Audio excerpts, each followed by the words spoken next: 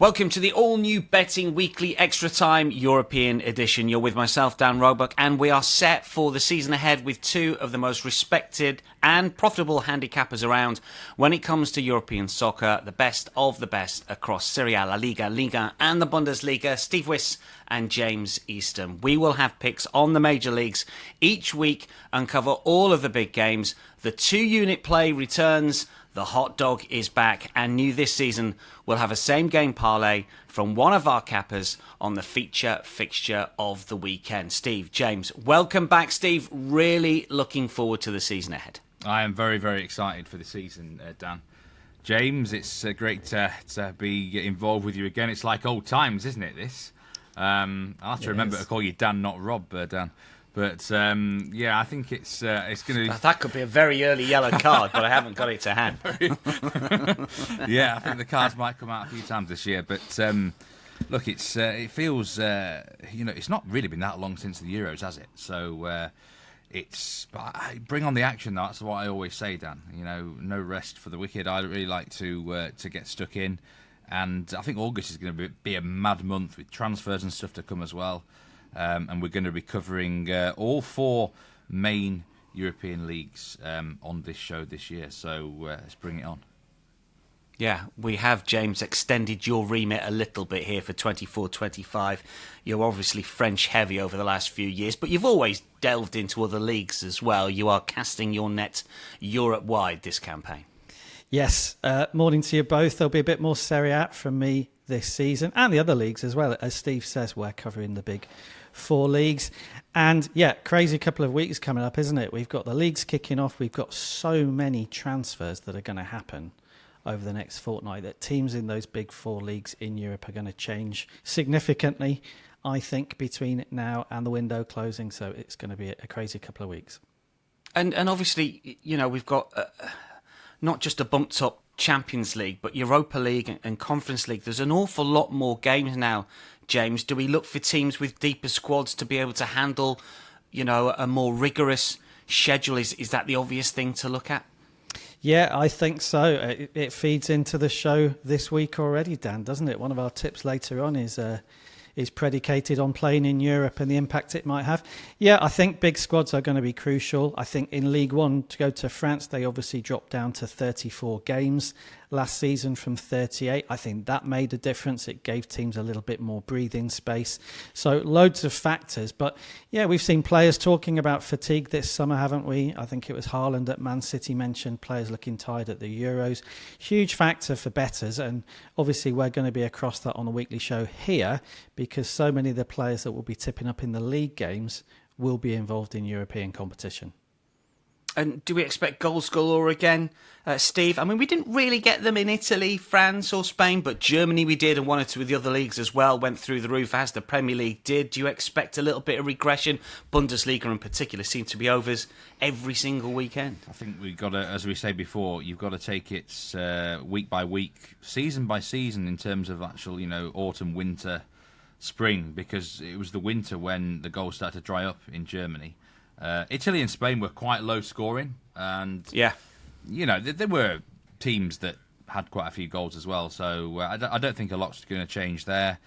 Probably more eyes on France and Germany because there has been more of an upturn in goals in those leagues in the last, say, 2 or 3 years in general. So let's see what the trends happen. Two-unit plays to kick off with, as per usual. These are the best bets from the boys this weekend. We've got one in France, we've got one in Italy for you, a Saturday and a Sunday game. They're main games in Europe on Saturday and Sunday evening. So stateside, we're looking at sort of mid-afternoon kickoff. Steve, you're going to kick off here with Monaco and Saint Etienne, 3 p.m. on Saturday. Monaco are the favourites here, minus 225. Saint Etienne, a 5-1. Back in the big time here. After, a couple of seasons in the second tier. They are second favourites to go down at plus 175. Give us your thoughts on how St Etienne might do this season before maybe you get into your selection. Well, I want to say welcome back to St Etienne, to the big time in France. And it's the first time on these Because We Win shows that I've had a chance to talk about them. I will admit, I actually have quite a soft spot for St Etienne. Marseille are my team in France, but I've always liked Les Verts, the Greens as they're known. and they're known for a big rivalry with Lyon. Very well supported club, and it's got a lot of history as well. And I just think that support might get them over the line and keep them up. They've got momentum from promotion, and they're going to be fighting, tooth and nail to stay up. I don't think they want to go back down again. So I was a little bit surprised in the betting that they were as short as they are, actually. And I think there could be a few teams that end up being a bit worse than them, to be honest, Dan. You've gone for goals to kick off our show, though, here. They are away at Monaco. Looked at some of the stats for St Etienne, Stephen. They weren't free scoring last season. Is this a game where Monaco have got to do a bit of the heavy lifting? Talk us through your play. Well, the bet I'm going to go with is over 3 Asian goals at minus 108. I nearly just kept it very, very simple here and had 2 units on over 2.5 goals at minus 182, but that's probably a little bit too short for what would even be accepted on the show for the 2-unit play. I think both teams contribute. I really am quite confident both teams will score in this game.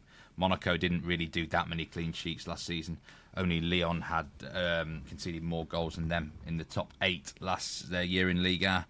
But, of course, Monaco have got a lot of goal-scoring potential in them. Second most goals last year, scored, backed up by their XG metrics. They've got guys like, Ben Yedder's on left now, but, Balogun has looked fairly sharp in pre-season. They've got goals kind of all over the field, really. And in terms of St Etienne, 2 things will change. The manager, Olivier Dalloglio, is just kind of quite offensive-minded. He came in midway through last year, and bear in mind at League 2 level, St Etienne would have been given a lot more respect. Teams kind of happy for a 0-0 against them, so they'll find at the top level there's going to be more space to attack. I just think there's a lot of offensive players on both sides. Don't underestimate Sissoko at St Etienne. He's had double-digit goals in all of his last 4 seasons, admittedly at Ligue 2 level, but I think he's earned his shot at the top flight. So I think ultimately Monaco probably will win the game, looking something like 3-1, even 3-2. But I think St Etienne will come here and have a positive game plan. So I'm really quite confident in the goals. A lot of Monaco fixtures last year were quite watchable. So this is my strongest play of the week. 2-unit play on over 3 goals, a full push if there's 3 goals scored exactly, Dan. Just very briefly from you, James, will St Etienne stay up, do you think? Yeah, I think they will. I was surprised as well. The price is quite short on them to be relegated. I think the big change at St Etienne this summer is the ownership. They've got new owners have gone in at St Etienne. I think that's a positive because they've become slightly dysfunctional under the old owners. They had a co-president system, 2 presidents. That never really works. So it's a change at the top. And I think over the course of a season, I think it will mean that they run better as a club, which should be enough to keep them in the division. Milan-Torino for your 2-unit play, which is a game that comes up Saturday 2:45 Eastern Time. Milan here, James, minus 143. Torino plus 380. The draw plus 290.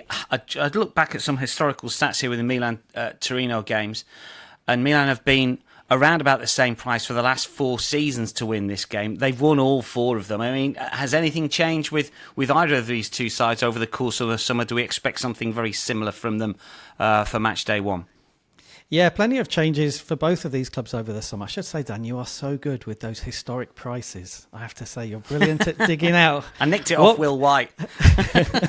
What price were teams in this fixture in 1989? Yeah, so plenty of changes. Can't go that far back. Both of these clubs, and I'm on Milan here on the opening weekend where there have been changes. They've got a new manager in Paulo Fonseca, who Steve and I know from France. His last job was at Lille. I really like Fonseca. I think he did a good job at Lille. They played some good football and finished high up in the league. And I'm backing them here on the Asian handicap, Dan. As you said, they're odds on to win the game. They're minus 143. So I'm taking them on the Asian handicap minus 0.75. At minus 114. You still make a profit here as long as Milan win. So I was really positive about backing them to do that at home on the Asian handicap. You'll just get a bit more if they win by a couple of goals.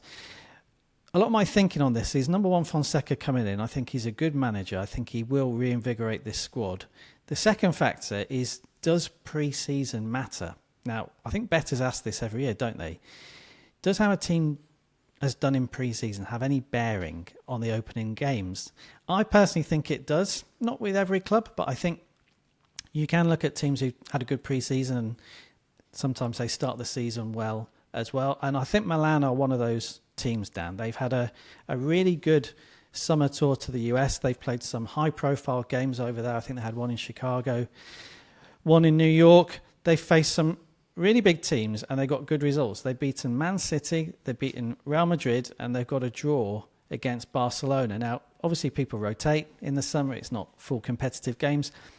But I think those sort of results for a team like Milan, who are looking to improve on last season, I think it can only be a positive going into the first game. I think they'll come off the back of that tour feeling good. They had a win in their final friendly in midweek against Monza. They've got players coming back from extended holidays. Obviously, they had a lot of players involved in big competitions with their countries over the summer, but Rafael Leao's been back for a couple of games now. Mike Maignan, the France goalkeeper, played in that final friendly against Monza. So I just feel the momentum with Milan in the early weeks on the back of a really good pre-season with a new manager who will have reinvigorated the squad is positive. And that was my thinking on the game. That's why I'm happy to back them. Very quickly on Torino. They've obviously lost a couple of players in the summer. Buongiorno's gone in defence. That obviously makes them weaker. They do have a settled team from last season. Very few changes. I think that might be an advantage. But really for me, this game is just about the difference in quality. I think Milan have got that momentum and extra quality. And as I say, this selection, minus 0.75 on the Asian handicap, you just need Milan to win the game at home to Torino, who were mid-table last season, and you'll make a profit. So just to confirm as well, did I say Saturday and Sunday? Both of these games on Saturday. Monaco St Etienne 3 p.m.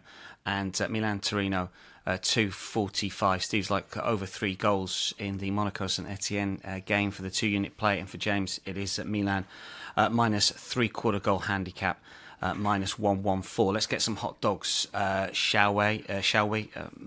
Plus money selections. We've upped this as well, haven't we, Steve? In terms of the price, the floor has gone up. The ceiling is whatever we want, but the floor has gone up here. Rennes Lyon, what's the hot dog here? Yeah, every hot dog now is going to be plus 200 at the time of recording. I'm looking forward to seeing some big picks, especially on the Premier League show. I've got a feeling there could be some massive prices there throughout the season. Maybe we might even have the odd huge one here. I am starting with a match where I believe the odds are wrong everywhere, in every aspect of the match. Rennes against Lyon. And the hot dog I'm going with is over 3.5 goals at plus 200.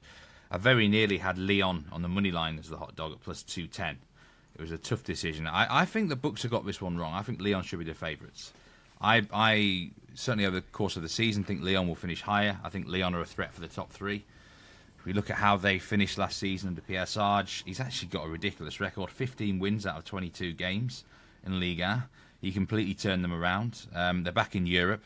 And that is probably the only slight negative, actually. They've got to have to, eventually mix it with the Europa League and stuff. But I think Rennes, I've got a feeling there might be a bit of a flop. The only real advantage for them is they can focus on domestic matters. I know James last season was a little bit asking some questions when Julian Stéphan took over the club. And I like Stéphan as a sort of an immediate motivator and impact sort of guy. But the longer he goes on at a club, we've seen his teams kind of fail a little bit. And I think that combined with maybe some key departures could be a problem for Rennes this season. But this should be a match full of goals. And I think the only reason the goal line is as low as it is, over 2.5 could be back to minus 130, by the way. I really like that, obviously. Lacazette is ruled out of this game. And that is perhaps the only reason I can think that the price is so generous on the goals. But Lyon have brought in Mika Tadze, who was excellent last year for Metz, excellent at the Euros. I think he could even go well in the Liga Golden Boot race if he can lock down a spot. Maybe him and Lacazette can get in the same 11 together. But I think he's better than Lacazette anyway now, personally. I think he's one of the best number 9s in Europe, from what I've seen. He's not priced up with Bet Rivers yet to score any time in this game, but I would imagine he could be quite a juicy price. But the way these two teams play should be full of goals. If you look at the back end of last season, there were some crazy scorelines involving both, and I think that is the real Rennes. I think that is the real Lyon in terms of how the managers want to approach these the games. Really, be open, offensive, attack-minded. Don't really see a reason why it's going to be tight and cagey. I've got a question mark about kind of both goalkeepers a little bit as well for this game. Mandanda's, how old is he now? Getting on a bit, isn't he? And Lyon have got 63. He's nearly as old as you, Dan. And we've got change of goalkeeper at Lyon. The Brazilian Perry's going to be in between the sticks. So I'm not sure about that either. This could be one of those wild Sunday night games. Maybe 3-2 either way. Well, I'd quite like Lyon to win or at least draw. But over 3.5 for me, Dan, at plus 200. I think it's worth going the slightly higher goal line for better value. Yeah, this one is Sunday, 2:45. James, what you got for us hot dog-wise? Yeah, I'm staying in France League One for my hot dog. Dan, I'm going to the game between Reims and Lille. And this is about fatigue, the fatigue factor. We mentioned at the top of the show there about the impact that playing in Europe might have on teams. Well, some teams are already playing in Europe, aren't they? Lille have had a big Champions League qualifier this week. They beat Fenerbahce.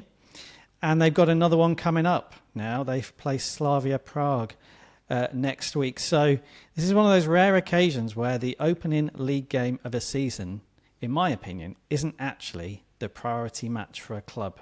I think it's really important for Lille to get into Europe. Normally they'd be focused on the start of the league season, wouldn't they? But honestly, right now, the Champions League is the priority for Lille. And for that reason, I'm willing to oppose them here. I was really surprised to see, away from home, that they're plus 107. I think that price is too short. I think they're playing a Reims side who are pretty good anyway, finished in mid-table last season, should be capable of doing the same again. Reims are plus 260, and the draw is plus 240. I just think that game against Fenerbahce in midweek for Lille, they got taken to extra time in that game. They played for 120 minutes. I make it a 7-hour round flight, I think, from Lille to Turkey for that game. They'll be really tired. I think the new manager, Bruno Genesio, will rotate here ahead of that upcoming European game against Slavia Prague. I just don't think there's enough reasons why Lille will be at their best here and why they'll be as focused on the game as I think the market says they will be. So on the hot dog, I think this is a great opportunity to oppose Lille at a big price. Then the question is, how do you do it? So you can either back Reims at plus 260 or you can back the draw at plus 240. So I'm going to go on the draw here. I think Lille might have enough to avoid defeat. But as I say, I don't see them winning this game because of how it's fallen for them in the middle of these big European fixtures. So I think the draw at plus 240 is really good value. Obviously, we're doing the hot dog here. Dan, we're going for big prices over plus 200. There are other ways you can play the game. If you just want to oppose Lille, you can back Reims on the Tino bet market at plus 155. I wouldn't talk anybody out of that for sure, because with that pick, as long as Reims don't lose, then you're not going to lose anything. But for the hot dog, I'm going on the draw here. Really good chance for Reims here to get something. Great time to be playing Lille. Back the draw at plus 240. Yeah, I guess you could go Reims on the Asian line, plus a half as well, minus 132, a little bit shorter. I nearly had, this was Rams were on my hot dog list on the money line actually for Rams. I think they're a massive fade this weekend, Lille, and I'm also going to give a prediction. I think Rams will have the most under 2.5 goal games in Liga this season. The change of manager, Luca Elsner, now that he's actually got a team with better quality than at Le Havre, he's going to revert to his natural ways of really being tight defensively, hard to break down. This could be 0-0, actually, by the way. I mean, under Stevie's minus 115 here, under 2.5, the regular goal line. I'd go under it, but yeah, I suppose the danger is Lille could be fatigued, like James said. Yeah, I think looking at the teams, I've mentioned I think Lille will rotate. I think one player that almost certainly will rotate for at least some of the game is Jonathan David, the Lille striker, because he only actually came back to Lille after an extended or a belated holiday just before those European games. And I think having played in those matches, why risk him here? Now, if he's out of the team as Lille's main scorer by a mile, then obviously the chances of goals does drop. So, I would say unders rather than overs on this game would be the play. Valencia, Barcelona next for Steve as we dip into La Liga first weekend in Spain. Valencia big price plus 390. Barcelona are minus money as you would expect at minus 150. Scored a lot of goals last season. Valencia not so much. So you've got to square that circle a little bit for us here, Steve. Saturday 3:30 kickoff Eastern time. Your thoughts here? You're going on the goals market. Which way are you going? Over 2.5 goals, Dan. Minus 120. This is my one unit pick for the show. And you are right about Valencia. You've got to pick your right spots with them. But I've said it many times. I don't actually have a bad record when I get involved with them. They can quite easily get sucked into shootouts, but quite easily get sucked into tight, cagey games as well. It often depends on the opposition. With manager Ruben Baraja, former legend really at the club, I think he's done all right here, to be honest. I don't think he's done a bad job. He steadied the ship, didn't he, when he first came in, and then he had a bit of a drop-off after that, but I think he's all right. It's a difficult club to manage, isn't it? They're, quite a big, really big club, really, down the years. Have had various ups and downs. I think this is going to be quite a good game, though. Anyone who's seen a bit of Barcelona in pre-season, Hansi Flick now in charge, it feels a little bit frantic. It feels like they want to try and make a statement this year. They are a massive price to win La Liga, one of the biggest prices for years. I was about to ask you that. I mean, they're plus 350 to win the Spanish title. I can't remember them that price. Not me neither. But I can see why, though, because the Real Madrid, it genuinely is, sort of reminds me of the Los Galacticos days. How do you beat that team? How do you beat that squad? Barcelona are going to have their hands full. But I think they're going to want to try and make a statement here. In the last, say, 2-3 years, they were known one of the years for just winning matches 1-0 every week, weren't they? I think he'll want to get back sort of prime Barcelona, make them a really good watch, entertaining, exciting. And, from what I've seen in the pre-season games, we're going to get a bit of that. I mean, how much you can take from pre-season is very debatable. But I think they're going to come here and they're going to try and make a statement. So that's why I like the goals. This history here in this fixture of quite a lot of goals as well. It's 5 of the last 8 games between the two have gone over 2.5. Just that year in 22-23 when Barcelona won both games 1-0, but they were winning 1-0 every week. I think you almost got to forget that. And it's going to be a full house here at the Mestalla. The crowd are going to be right involved. And it's going to be end-to-end. There's going to be a lot of chances. Both goalkeepers are quite good, so I think they'll, they might frustrate the overbackers for a certain amount of time. There'll be times here you're like, bloody hell, how did he keep that one out? Both the keepers are very, very good. But I think we can get over the goal line of 2.5. I quite like both teams scoring as well. But in case Barcelona have a really good day, win 3-0 or something, I would rather get on the over 2.5 goal line here, Dan, for hopefully a winning start for me in La Liga this season. Yeah, let's hope so. Dani Olmo, incidentally, plus 1,200 most La Liga assists this season. Mamardashvili, the keeper, I don't know if his head's been turned a little bit. That might be interesting. He's been linked with 1 or 2 Premier League clubs. Let's just move on to 1 or 2 games that we need to cover. Not necessarily official plays here, but just maybe 1 or 2 leans. James, I'll come to you first about the Marseille game away at Brest to kick things off for Marseille this season. It is Saturday morning Eastern, 11 a.m. They are a fair price to win away at Brest. They had a good season, of course, last campaign. Paris Saint-Germain have lost not all of their superstars, well, Mbappe at least, and over the last few years they sort of tended to change their squad around now. I mean, are PSG gettable in terms of the title race, and do you think Marseille can get their season off and running with a win? Are they gettable? I think the gap between PSG and the rest will be smaller. I think, first of all, we can say that. I think without Mbappe, they're just not going to be as strong. We expect them to sign at least 1 new superstar striker before the window closes. But I think the gap will be smaller. That's where Ivan Toney's going.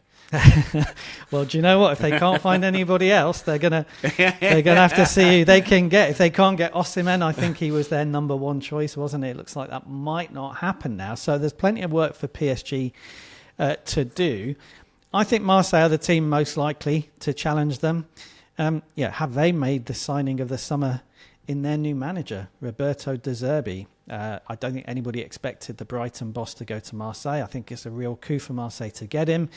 They're giving him a 3-year contract, which is unusual at Marseille. They want him to stay and build something. They've backed him massively over the summer, not only with the staff he's brought in, but also letting him build a brand new team. So I think the factor against Marseille this weekend is it's a really new team. They've brought in lots of players.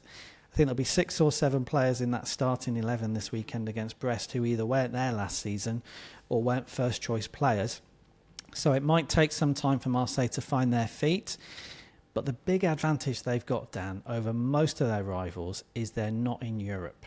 They're just focused on League One now. And I think with a good manager, with some really good transfer activity, I think this summer, which should eventually come good, and no European football, they've got a really good chance here to challenge Paris Saint-Germain, get as close as they can.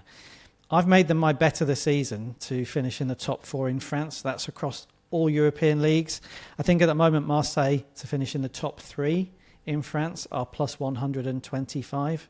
I think that's a great bet. I think if they don't finish in the top 3 with all these factors in their favour, something's gone terribly wrong. So yeah, I think there wouldn't be a bet for me this weekend against Brest. I would leave it alone. But I think longer term, in those longer term markets, and maybe in the match by match markets, when some of these other sides get bogged down in Europe in October and November, I think that's when we'll see Marseille really shine this season. Steve, will your team lift the title plus 1100? I think Marseille without PSG in the betting, plus 350 with Bet Rivers at the time of recording, is a very good bet this year. James is right. They've got to make the most of not being in Europe. This is the time. Look at Monaco last season. I would say I don't think it was a special Monaco team, but they comfortably finished second. And Marseille, even if they're not amazing this year, I think could kind of do the same. But this might be the one chance they actually have to push PSG close in a title race, maybe. Like first year without Mbappe. Marseille with a new manager, Zerbi factor. His first season at the club, I think, will be pretty successful. It's exciting, probably the most exciting hire managerial-wise they've had since Bielsa, really. So, yeah, I think Marseille should go well. And I think the first opening game, we might look back at this price, and think, wow, that was massive. I mean, plus what, 150 are they? To beat Brest this weekend. And plus 155, yeah. Yeah, plus 155. So, I think, Brest, I still pinching myself that Brest are actually in the Champions League. I can't believe it's real. I still feel like we're in a dream. But they're in the Champions League group stage. They're going to drop down this year, no doubt about it. It's just they're not going to be able to cope with that. But first game, they are quite a strong unit. So I think that's what puts me off, and probably betting on Marseille in the first game. But I'm fully expecting a strong season from OM, and I think at worst, really, they should be second. Certainly, at very worst, third. Let's just talk very briefly about Inter and Bayer Leverkusen, the 2 champions of Italy and Germany, respectively, before we move on to get a same-game parlay for the big game of the weekend. A word, James, from you on Inter. They're minus 167 for the title. They were plus money last year. They start away at Genoa. They've lost players. They've got players. Are they solid favourites for Serie A? Yeah, I think they are still solid favourites. It's a case of can the other teams close the gap, really, in most people's eyes, rather than actually take the title off them. We have had different champions, haven't we, in Serie A in recent seasons, and we've had surprises in how teams have done after winning the title. Napoli obviously struggled last time. But yeah, I wouldn't argue with that price, and I think behind them, the market's really clear on who it sees as the main contenders. In the without Inter market, it's Juventus at plus 175, then it's Milan at plus 250, then it's Napoli at plus 330, then there's a really big gap to the rest with Atalanta and Roma. So looks like we've got a clear favourite in Inter. We've got 3 teams behind them who should, looking at the market, complete the top 4. I personally wouldn't back any of those chasing teams at big odds to take the title. I think it is likely to be Inter's again. Bayer Leverkusen, Steve, a word. It's the Super Cup final in Germany this weekend on Saturday. They take on Stuttgart. I mean, having gone all the way until their, well, not final game because they had the German Cup final after the Europa League final, but pretty much all season unbeaten, it would be ironic if they lost first out the traps this season. I mean, Stuttgart are 3-1 to win. Leverkusen are minus money. Just your thoughts on Leverkusen and how difficult it's going to be for them just mentally to go again after that unbelievable campaign last term. Yeah, massive target on their back this season, isn't there going to be? And, we'll talk probably a bit more about Bundesliga next week, but Bayern should be reclaiming their crown, although will Harry Kane ever actually win a trophy? This match, actually, the Super Cup, is a good question for you, Dan. Since it was rebranded, have Bayern ever not been in it? Bayern ever not been in it? That's a very good question. I'd probably say no. I don't know. One time they were not involved, and it was Dortmund Schalke, like 2010, 2011, ended 0-0. Yeah. So it's very unusual we don't get Bayern Munich in this match. I wouldn't back Leverkusen here. I think Stuttgart, I've said it last year, they're incredibly well coached. Then they've kept their manager, Sebastian Hoeneß. Surely eventually he will end up somewhere really big, I think. Top coach. Yeah, they've lost Guirassy for a pitiful fee, which was a release clause, I do believe. But they've got Dennis Undav as a permanent signing. He actually did very well at the club last year. And such a well-run outfit. I would go, if I was to have a bet in the game, I'd go the goals, actually. I think the goal line's at 3, maybe 3.25. Over 3 goals would be minus 121. There's usually a few goals in this Super Cup game. You can play with a bit of freedom and a bit of less pressure. Wouldn't surprise me if Stuttgart lifted the trophy. That's on Saturday. On Sunday, we've got our same game parlay, new feature this season. Every single week we will have a same game parlay, bet builders as they're called elsewhere. Mallorca Real Madrid is our feature. Real Madrid, who of course won the Super Cup in midweek. They are minus 205 to beat Mallorca, plus 600 here. And Steve, your duty this week for the SGP. How many elements? What are you going for here? I'm going with a fairly straightforward one, but it is a 3-leg combo. We'll go with Real Madrid to win the game in 90 minutes. Combine that with under 4.5 goals. So if they win 5-0, good night. Bet loses. And also over 6.5 total corners. Put those together. Absolutely, you've jinxed it now. Anyway, they did win this. They did win this fixture 5-0 a few years ago as well. Exactly. Over 6.5 corners as well. Plus 104 for those 3. Now the reasoning for this is now Real Madrid are travelling to Mallorca. Mallorca are one of those boring sides in La Liga, and I expect they'll be up there again. They don't score many goals. They lack a goal threat. The last 2 seasons they've overachieved at the back. Their XGA was a lot better than the goals conceded. The goalkeeper was a big part of that, Predrag Rakovic, former Reims keeper, who James will be very familiar with. He's moved on now to one of the, I think, Saudi Arabia, and I think they might be a little bit more vulnerable defensively this year. So, Real Madrid won both games 1-0. They had to labour really hard against Mallorca last season, both occasions 1-0. They've lost 2 of their last 4 trips here 1-0, Real Madrid. It's not an easy place to go if you're not quite in form. An island team at Son Mosh Stadium. But I think they should have too much here, Real Madrid. But I'm not expecting them to be amazing because they've just played in the Super Cup. They might be a little bit tired, a little bit fatigued. And I think they'll just get the job done as needed. So that's why I like Real Madrid to win an under 4.5. I see something like 1-0, 2-0, 3-0 sort of max here. I don't think they'll concede a goal. And the corners is just, I just added it to bump up the price, really. Like most games, just by default, should contain 7 corners. Simple as that. Real Madrid averaged, I think, 5 corners per game last year. And Mallorca, I think, nearly, it was over 4 or close to 4. Real Madrid should be firing quite a lot of shots in, quite a lot on target. Deflections should lead to corners that way. So, plus 104, same game parlay. Real Madrid to win, under 4.5 goals, over 6.5 corners. See, I think a lot of shrewdies, a lot of, pro... And same game parlays have become very, very popular, and it's not just for the recreational player, but some significant, serious bettors get involved as well. And they always go unders. I would always go overs just because I want to keep my bet alive all the time. You don't want it to be 5-0 at half time. You've done your money. I don't know if there's any sort of strategy to same game parlays. James, have you had a look at this one? Obviously, you're going to be up next week. Is there a way that you go about it, or is it just you look at the markets, you look at the stats, and you get your opinion? Yeah, it's a good question. I mean, Steve's alluded to how you can bump your price up there with the corners. There are default outcomes, aren't there, in games where, as a one-off bet, you would look at it and think, well, I'm not going to take it at that price, but it can actually be useful in the same game parlay. So it's a new one for me. I don't do them much. I'm more likely to do a parlay between 2 different games. That's what I prefer.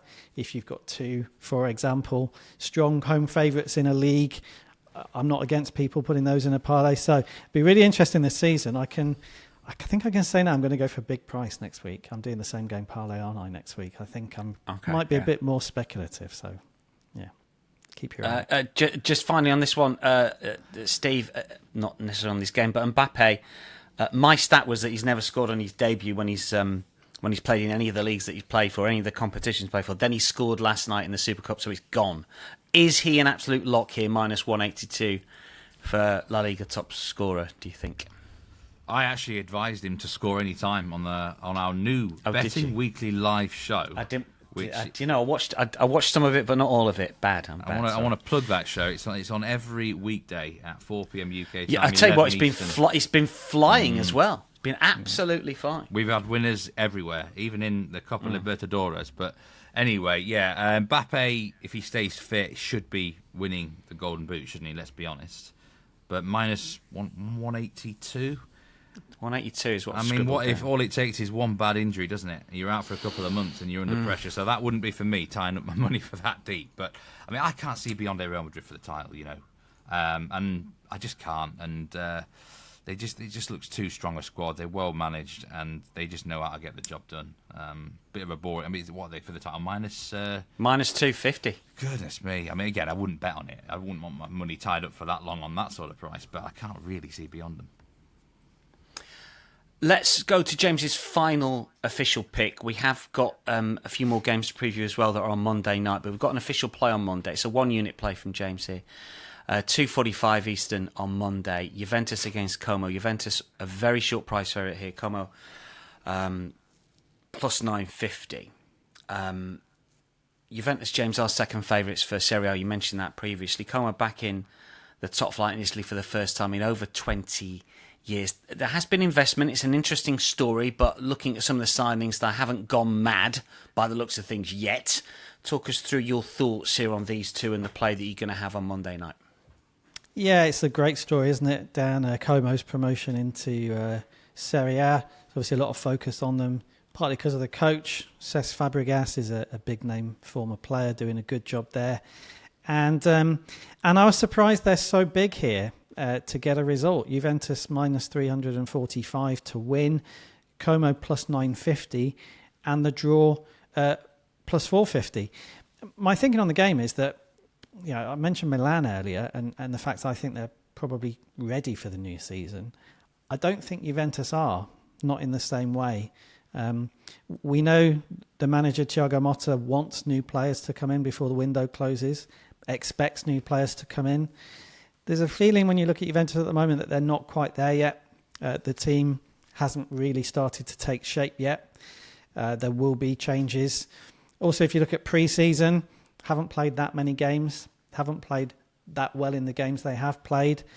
And if you actually drill down and look at the players they've picked in pre-season, there's no real sense yet of a starting 11 coming together for this opening day of the season. So I just wonder, how ready will Juventus be when they take to the field for this match on Monday night? Whereas in contrast, Como have obviously got great momentum from promotion last season. They have made changes, as you said, but they've been quite targeted, I think, in the transfer market with what they've done, bringing in people like Pepe Reina in goal, Alberto Moreno at left back. Again, if you look at their pre-season games, number one, they've played more matches, so they might be more match ready than Juventus. And there's been a real strong nucleus of players from the promotion campaign last season who've been kept together and who've played in those pre-season matches. So I think, obviously, there's going to be a golfing class here. I'm not saying Juventus aren't the better side, but I think in terms of being ready for this first match day, I think Como might be a little bit better than the market suggests. So they're my pick on the game. I'm backing them on the Asian handicap with a plus 1.5 goal start at minus 124. And with that pick, Dan, you don't need them to win the game. They can draw the game and they can even lose the game by a single goal and you'll make a profit. So I think they got a chance of making this a competitive match. I think Juventus, they might get it, they might get the job done and win, but I think it'll be a little bit closer than the market suggests. So that's why I'm supporting Como here on the Asian handicap with a plus 1.5 goal start. Yeah, having seen Thiago Motta's Bologna last season, they played a very specific brand of football, and I think it just might take a little bit of time for Juve to get with what he wants to do. They've signed Kefren Turam. James, you wanted a quick word on him. Maybe not one for this weekend, but maybe a player to follow in certain markets. He's plus 350 to score any time. Yeah, I think he is a player to follow. I'm a big fan of Kefren Turam. I think he's the more talented of the Turam brothers, who are now both in Serie A. We saw Marcus obviously playing as a striker for France at the Euros. Kefren Turam is a really powerful runner from midfield. If you look at his stats, he is not a goal scorer based on what we've seen from him in France. I think he managed only one goal for his last club, Nice, in League One last season in 25 starts. Only 2 in 35 the season before. But he's got more about him going forward than I think he's shown in his career so far. I remember watching him as a teenager when he was in the Monaco Academy. He really could get forward to the edge of the box and has got a pretty good shot on him, actually, and can score goals. So I'm intrigued to see what Thiago Motta does with him at Juventus. In pre-season, he's played in a midfield too.